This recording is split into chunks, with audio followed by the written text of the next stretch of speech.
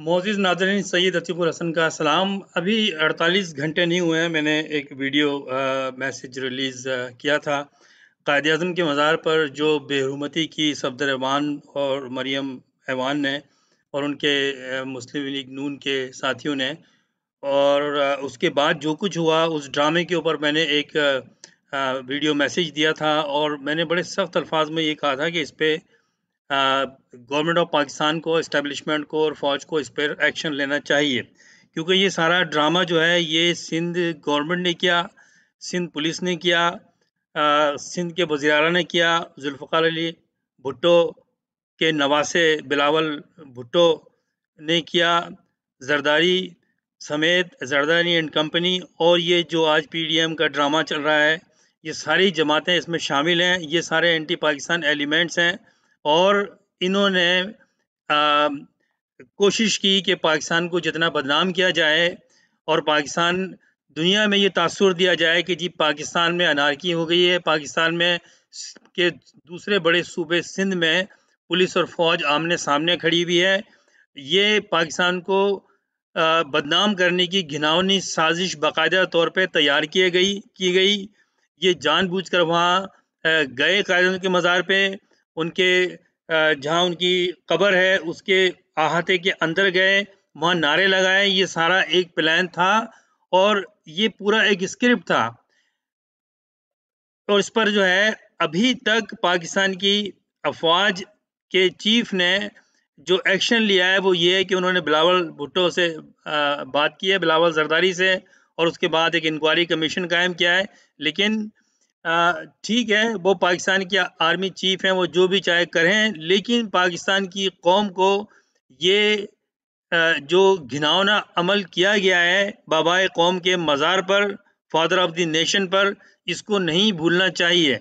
कराची की आवाम को, कराची एक मल्टी कल्चरल सिटी है, वो चाहे वहाँ जो भी ज़बान बोलते हों, चाहे उर्दू बोलने वाले हैं, सिंधी बोलने वाले हैं, पंजाबी, पठान, पश्तो, सराइकी, जो भी कराची में रहता है, जो भी पाकिस्तानी है, उन सब को खड़ा होना चाहिए और इसके खिलाफ एक्शन लेना चाहिए, क्योंकि ये जो इनका मकसद था पाकिस्तान को बदनाम कराने का, इसका खुला सबूत आज हिंदुस्तान के अखबारों की शायद सुर्खियां हैं, जिसमें ये खबरें आ रही हैं कि जी पाकिस्तान में अनारकी हो गई है, पाकिस्तान में के सबसे दूसरे बड़े सूबे में सिंध पुलिस जो है वो पाकिस्तान आर्मी के खिलाफ खड़ी हो गई है। आप जाके अखबार देखें क्या हो रहा है।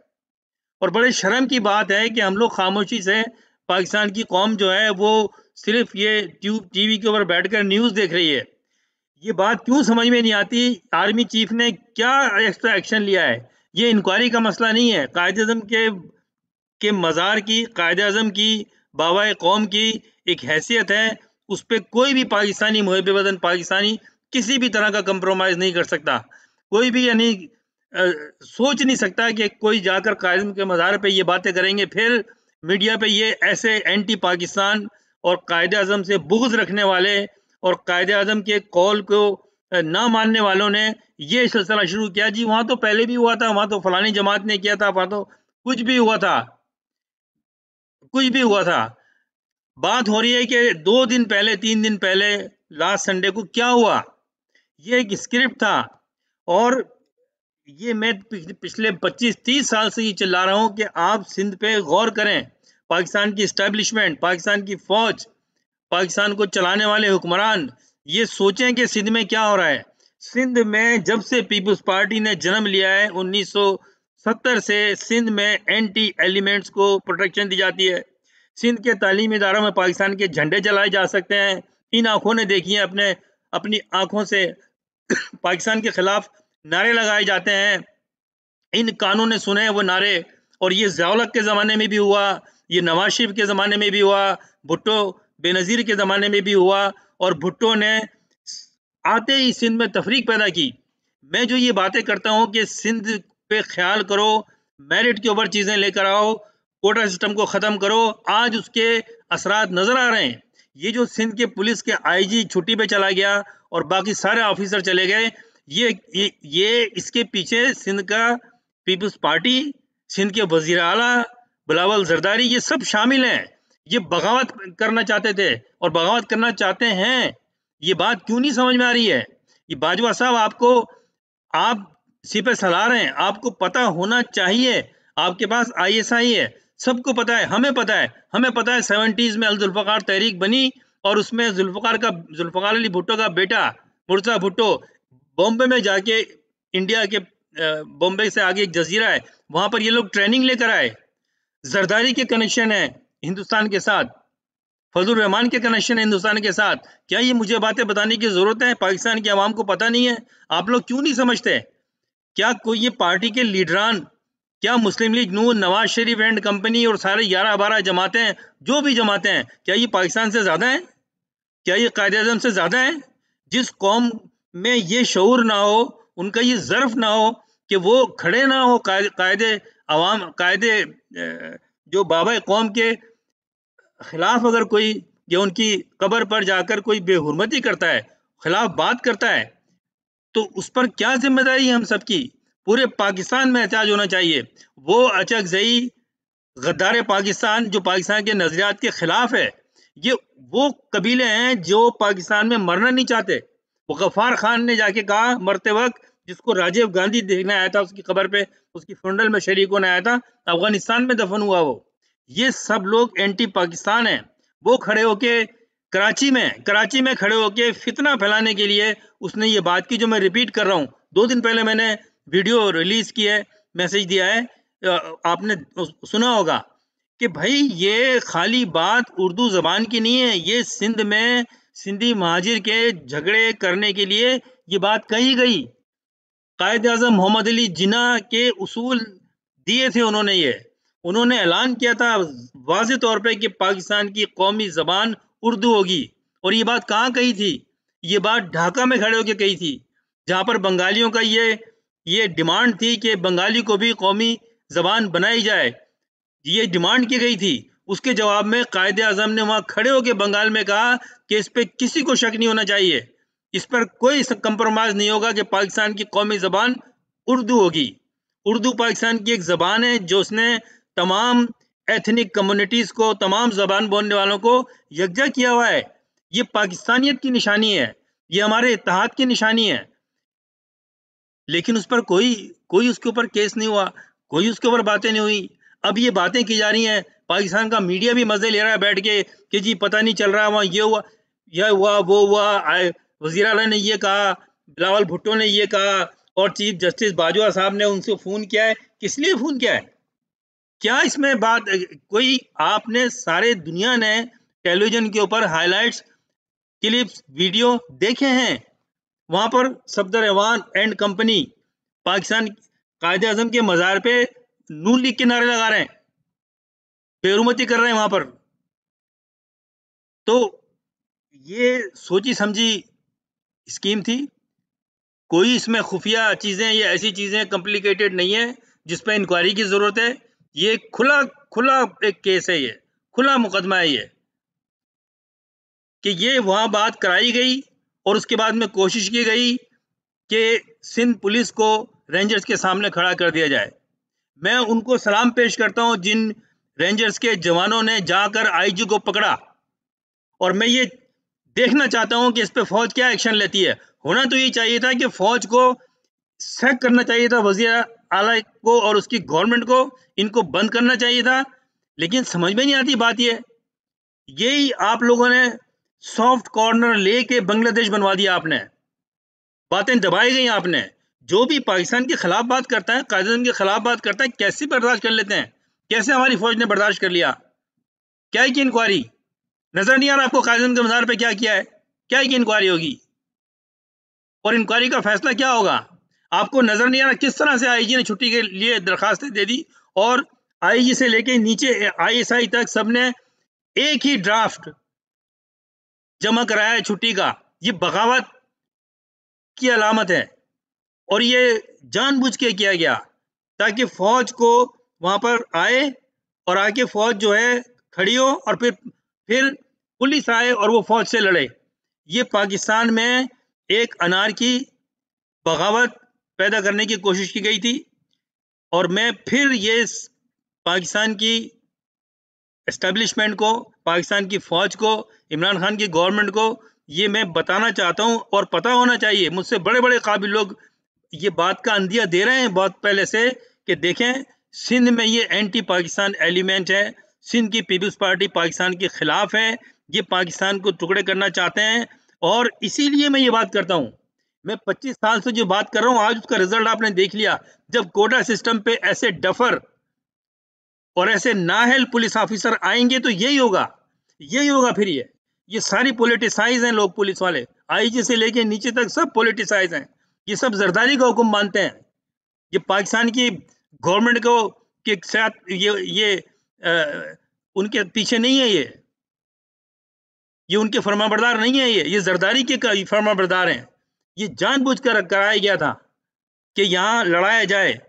और फिर ठीक है, पाकिस्तान के आर्मी चीफ की कोई मजबूरी होगी, उन्होंने क्या बात की बिलावल जरदारी से मुझे नहीं पता, लेकिन क्या बिलावल जरदारी इतना बड़ा हो गया? क्या बिलावल जरदारी का इतना बड़ा कद निकल आया कि वो पाकिस्तान का सिपह सलार उसको फोन कर रहा है? उसको बंद करना चाहते हैं इन सबको। किसी में कोई किसी इस बात पे क्या शक है किसी को कि क्या किया इन्होंने? इस पे हमें कुछ कहने की जरूरत है? दुनिया में ऐसे कानून होते हैं कि कोई भी शख्स अगर अपने father of the nation, leader of the nation के खिलाफ बात करता है, उसको एक एक्ट के तहत सीधा अंदर किया जाता है। उसको क्या आएगा केस, क्या आएगी चीजें कम। आप स्पेशल कमीशन कोर्ट बिठाएं, 8 दिन में फैसला करें, अंदर डालें जेल के जो जो वहां मौजूद थे, सबके वीडियो क्लिप मौजूद हैं, सबकी शक्लें मौजूद हैं, सबको बंद करें वहां। कब तक आप पाकिस्तान को क्या क्या करना चाहते हैं? हमारे ये पाकिस्तान को तोड़ने के पीछे लगे हुए हैं। और हमारी इस्टेब्लिशमेंट, हमारी फौज पता नहीं किन चक्करों में लगी हुई है। क्यों उनको रियायत दी जा रही है, क्यों उनसे बात की जा रही है? आज नहीं तो कल फिर करेंगे ये लोग। क्योंकि भाई मैंने इन आंखों से, हमने अपनी पूरी जिंदगी, हम सिंध में पैदा हुए हैं, देखिए कि ये तो एंटी पाकिस्तानी लोग हैं। इसीलिए हम कहते हैं कि सिंध में ये जो एक तबका है, और सिंध के अवाम ऐसे नहीं है, आम सिंधी ऐसा नहीं है, ये एक तबका है, ये एक टोला है जो सिंधु देश और पीपल्स पार्टी का टोला है। ये एंटी पाकिस्तान है जो राह से हिंदुस्तान से मदद लेते हैं। इन्होंने ही अल्ताफ हुसैन का जहन खराब किया और उसको अपने पीछे लगाया, और उसको भी ये उस पे ये बावर कराया है कि तुम भी साथ करो और कराची को अलग करो, जिनापुर बनाओ, ताकि हमारा सिंधु देश भी बन जाए। ये बातें आप लोगों को क्यों समझ में नहीं आती? मैं पता नहीं कितनी सैकड़ों बात ये बात कर चुका हूँ कॉलम में और वीडियो में, क्योंकि मैं एक मुहब्बे वतन पाकिस्तानी हूँ और हमने चीजें देखी हैं। मैं जब बात करता हूँ तो उसमें मेरा मुशाहिदा भी होता है। तो खुदा के लिए पाकिस्तान की गवर्नमेंट से, इमरान खान से, पाकिस्तान के सिपह सलार कमर बाजवा साहब से मैं अपील करता हूँ कि ये जो रवायती किस्म की इंक्वायरी बंद करें, इनको बंद करवाएं, इनके नजदीक देखें, और जिस पुलिस वाले ने ये छुट्टी की और इस तरह का ड्रामा किया उसको सैक करें। क्यों एफआईआर नहीं काटी? आप क्यों 24 घंटे तक इंतजार करते रहे? बिल्कुल सही किया जिन्होंने भी इसको उठा के लेके गए थे। इनको जूते भी लगाने चाहिए थे, वहां पर इनको जूते भी लगाने चाहिए थे। इनको ले जाके रेंजर्स के टॉर्चर सेल में बंद करना चाहिए था। कि आपको शर्म नहीं आती? कायदम के मजार पे किसी ने जाके वहां पर उसकी बेरुमती की है और आप एफआईआर नहीं काट रहे हो आप। और फिर हमारी कौम जो है, हमारे फिर बात कर रहे हैं तजिया निगार बैठे हुए बड़े बड़े कि जी उसके पीछे कुछ है, क्या पीछे है भाई? क्या पीछे है? सीधी बात यह है कि ये एंटी पाकिस्तान एलिमेंट है, पाकिस्तान के खिलाफ नारे लगा रहे हैं और हमारी हुकूमत को जलसों की परमिशन दे रही है, और वो खड़े होते हैं। वो एक साहब 3 दफा वजीर आजम, शर्म की बात है, हमारी पूरे कौम को डूब के मर जाना चाहिए कि हमने ऐसे आदमी को 3 दफा चांस दिया वजारत उज़्मा का, और उनको हुकूमत दी जो पाकिस्तान के खिलाफ है, जो भारत की जबान बोलते हैं। हमारी कौम को सोचना चाहिए, क्या चाहते हो आप? आप क्या चाहते हो कि ये पाकिस्तान के 4 टुकड़े हो जाएं? आप चाहते हो सिंधु देश बन जाए? आप चाहते हो जिनापुर बन जाए? आप चाहते हो बलूचिस्तान अलग हो जाए? तो आपने फौज का साथ नहीं देना आपने। और हमारी फौज किस तरह से ये लेतलाली करती है, किस तरह से ये जो है मसालियत की सियासत करती है। फौज को तो कुछ इस चीज में बिल्कुल फर्म होना चाहिए। पाकिस्तान में किसी को भी ये इजाजत नहीं होना चाहिए, उस पर अर्जेंट फैसले होने चाहिए कि जो भी पाकिस्तान के खिलाफ बात करेगा, उर्दू के खिलाफ बात करेगा, लियाकत अली खान के खिलाफ बात करेगा, कायद आज़म के खिलाफ बात करेगा, फातिमा जिन्ना के खिलाफ बात करेगा, अल्लामा इकबाल के खिलाफ बात करेगा, जो हमारे फाउंडिंग फादर्स हैं, उनको सीधा सीधा 14 या 7 साल के लिए बंद किया जाएगा। That's it. कोई तुम्हारा केस वेस नहीं चलेगा, तुम्हारा प्रूफ मौजूद है, वीडियो मौजूद है, दैट्स एनफ। उस सिटी कोर्ट के जज को उठा के बंद करो जिसने जमानत दी 1 लाख रुपए की। एक गद्दार वतन आता है उठ के लाहौर से, कराची में खड़ा होता है कायद-ए-आज़म के मज़ार पे, बेरुमर्जी करता है और उस पे केस नहीं होता। जबरदस्ती आर्मी रेंजर्स केस कराती है जबरदस्ती, और उसके बाद में सिटी कोर्ट उसको 1 लाख रुपए की जमानत देके, कैश पैसे देके वो वापस पंजाब चला जाता है। कल को फिर करेंगे ये खड़े होके कोयटा में, ये फिर बलूचिस्तान में करेंगे। आप इसलिए इजाजत दे रहे हैं कि पाकिस्तान की बदनामी हो। आप जाकर, मैं तमाम जो देखने वाले हैं उनसे कहता हूं कि जाके इंडिया के अखबार देखो, कल के परसों के क्या लिखा हुआ है उसमें। उसमें लिखा हुआ है कि कराची में, पाकिस्तान के सबसे बड़े शहर में, बगावत कर दी पुलिस ने, आर्मी के साथ लड़ाई हुई है, कई पुलिस वाले मर गए, आर्मी ने टैंक चढ़ा दिए। आप जाके कहानियां तो देखें। और ये एजेंडा है, ये इस पे शादियाने बजा रहे होगा नवाज शरीफ बैठकर। तो कब तक आप ये करते रहेंगे? कब तक आप ये पाकिस्तान के गद्दार वतन, एंटी पाकिस्तान को पालते रहेंगे? आप पालते हैं आप लोग, इसलिए कि उनको सजाएं नहीं मिल रही, कोर्टें भी ऐसी हैं। यही मेरा दोबारा, मैं बहुत फ्रस्ट्रेटेड हूँ क्योंकि इस पर कोई मुझे एक्शन नज़र नहीं आ रहा। मैंने 2 दिन पहले भी ये मैसेज दिया था, एक दफ़ा फिर दे रहा हूँ। उम्मीद है कि इस वीडियो को ज़्यादा से ज़्यादा आप शेयर करेंगे, आगे पहुँचाएंगे और आप सब लोग आवाज़ उठाएंगे।